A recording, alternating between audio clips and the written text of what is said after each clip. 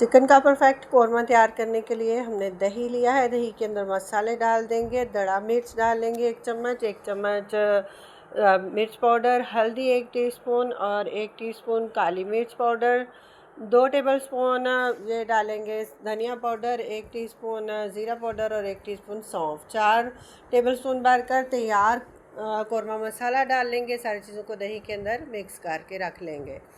ठंडे तेल के अंदर चिकन को डालेंगे और उसके बाद फ्लेम ऑन करेंगे। अच्छी तरह से हम चिकन को फ्राई करेंगे। उसके बाद हम लहसुन अदरक की पेस्ट और नमक शामिल करेंगे। बहुत अच्छे से भुनाई कर लेंगे। बहुत ज़बरदस्त सी आपने भुनाई करनी है, भुनाई में कंप्रोमाइज़ नहीं करना।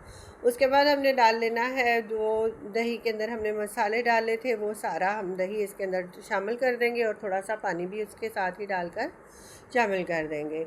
इसके बाद ढककर हम पकने के लिए रख देंगे। 8 से 10 मिनट के लिए मीडियम आंच के ऊपर पकाएंगे और कौरमा कर लेंगे तैयार। पहले से जो प्याज को सुनहरी करके रखा हुआ था उसको अच्छे से हाथ की मदद से मसल लेंगे या फिर कूट कर तैयार कर लेंगे पाउडर, और 10 मिनट बाद हम ढक्कन खोलेंगे तो ये प्याज भी साथ में शामिल कर देंगे।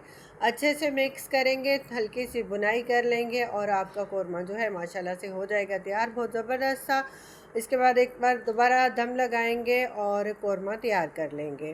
फिर हमने इसके अंदर मैरिनेशन करनी है। अदरक और मिर्च, हरी मिर्च लेंगे, साथ में धनिया और पुदीना शामिल कर दें और आपकी कढ़ाई जो है तैयार है।